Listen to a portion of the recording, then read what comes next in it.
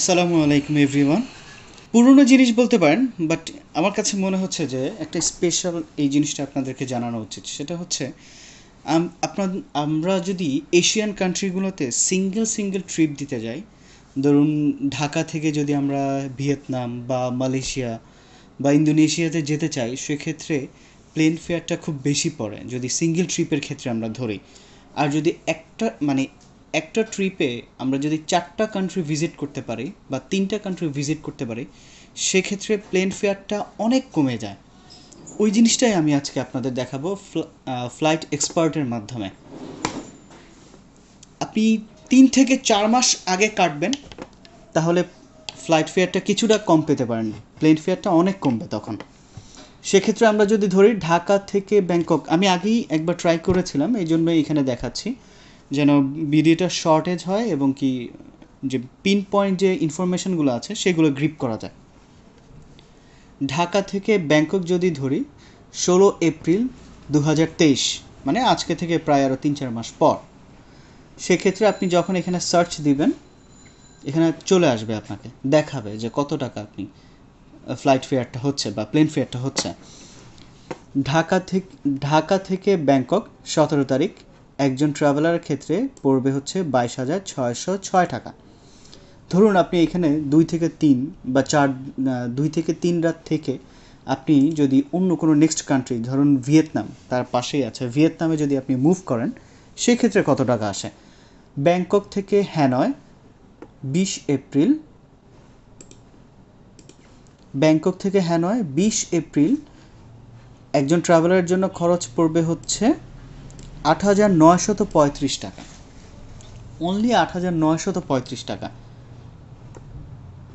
এখানে চাইলে আরও নিচে আরও অনেকগুলো আছে, কিন্তু সবচেয়ে চিপেস্ট রেট হচ্ছে এটা, 8,935 টাকা। আচ্ছা, এরপরে দেখি 20 তারিখ। 20 তারিখে আপনি 20 তারিখে আপনি হ্যানয়ে পৌঁছানোর পর 3 থেকে 4 রাত থাকলেন বা 3 রাত থাকলেন। এরপর আপনি নেক্সট ডে আবার মুভ করবেন। সেক্ষেত্রে ধরুন আপনি হ্যানয় থেকে দেনপাসার বা বালি, ইন্দোনেশিয়াতে যেতে চাচ্ছেন। ইন্দোনেশিয়াতে যেতে হলে সেক্ষেত্রে আপনি 23 তারিখ সিলেক্ট করি, দেখি কত টাকা আসে একজন ট্রাভেলারের জন্য। সার্চ দিলাম এগেইন, প্লেন ফেয়ার আসছে অনলি 16,232 টাকা। তার মানে আপনি হ্যানয় থেকে বালিতে চলে আসতেছেন অনলি 16,232 টাকায়, অনলি 16,232 টাকা। আচ্ছা, আমরা নেক্সটে যাই এবার। ধরুন আপনি বালি থেকে মালয়েশিয়া যাবেন, বা আপনারা চাইলে বালি থেকে সোজা আপনি আবার আমাদের এখানে দুঃখিত, মানে ঢাকায় চলে আসতে পারেন। তা আমি কুয়ালালামপুরটা একসাথে দেখাচ্ছি। বালি থেকে কুয়ালালামপুর আপনি যখন যাবেন 27 তারিখ একজন ট্রাভেলারের জন্য আপনার খরচ পড়বে হচ্ছে 11,660 টাকা অনলি। আচ্ছা, এরপরে ওইখানে আপনি 2 থেকে 3 দিন থাকলেন। এরপর থাকার পর আপনি আবার পুনরায় হোমল্যান্ড মানে ঢাকায় ব্যাক করবেন। সেক্ষেত্রে কুয়ালালামপুর থেকে ঢাকার ফ্লাইট ফেয়ারটা হবে 26,240 টাকা। মানে আপনি সিঙ্গেলভাবে যদি 4টা কান্ট্রিতে ভিজিট করতে যান, আপনি প্লেন ফেয়ার হিউজ পড়ে যাবে। আর যদি আপনি 4টা কান্ট্রি একসাথে ভায়া হয়ে যান, মানে ভায়া হয়ে যদি ট্রিপটা দিতে পারেন, সেক্ষেত্রে আপনার অনেক কস্ট কমে যাবে, অনেক। তাহলে আমরা টোটাল এই ফ্লাইট কস্টগুলো আমরা একবার চেক করে নেই যে কত টাকা আসে। তাহলে প্রথম হচ্ছে 22,606 টাকা,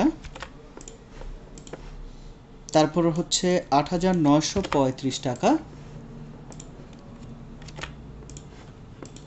দেন হচ্ছে 16,232 টাকা, দেন হচ্ছে 11,660 টাকা, এরপর ফাইনালি 26,240 টাকা। তাহলে টোটাল আসে আপনার 85,630 টাকা। এখন আমরা একটা সিঙ্গেল ট্রিপ দেখি, শুধুমাত্র সিঙ্গেল ট্রিপ, জাস্ট একটা ধারণা দেওয়ার জন্য আপনাদের। সেটা হচ্ছে আপনি ঢাকা থেকে ধরুন দেনপাসার যাবেন মালয়েশিয়া, দুঃখিত, দেনপাসার যাবেন মানে ইন্দোনেশিয়া, সেক্ষেত্রে আপনি এপ্রিলের 26 তারিখ থেকে রাউন্ড ট্রিপ সিলেক্ট করতে হবে। 4 দিনের দেখি কত আসে। ফিরতি ফ্লাইট হবে হচ্ছে 30 তারিখ।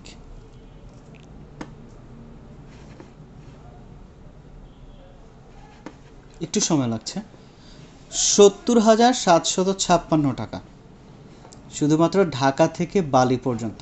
আর আপনি যেই জায়গায় 4টা কান্ট্রি ভিজিট করতে পারবেন 85,630 টাকায়। আচ্ছা, আরেকটি ট্রিক্স যেটা মানে আমি যেটা ভাবি সেটা হচ্ছে আপনি যদি $50 পার ডে কাউন্ট করে রাখেন আপনার জন্য, ধরুন আপনি 17 তারিখ থেকে আপনি জার্নি শুরু করবেন, সেক্ষেত্রে 17 তারিখ যদি হয়, ফিরছেন হচ্ছে আপনি কত তারিখে? 27 তারিখে। দুঃখিত, ফিরছেন আপনি 29 তারিখে। তাহলে 17 তারিখ থেকে 29 তারিখ পর্যন্ত হয় কত দেখি একটু।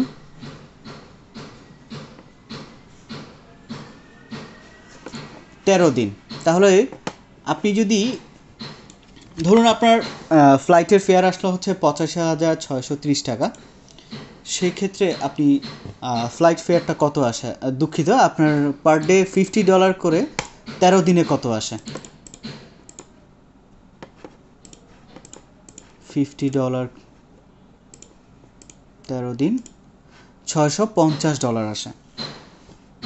তাহলে আপনি যদি 109 টাকা করে হিসেব করেন, ডলার রেট যেহেতু একটু বাড়তি, সেক্ষেত্রে আসা হচ্ছে 70,850 টাকা। এটা হচ্ছে আপনার থাকা এবং খাওয়া। সাইট সিইংয়ের জন্য আপনি আপনার অ্যাভারেজ করে একটা নিয়ে নিতে পারেন। এটা হচ্ছে 70,850 টাকা।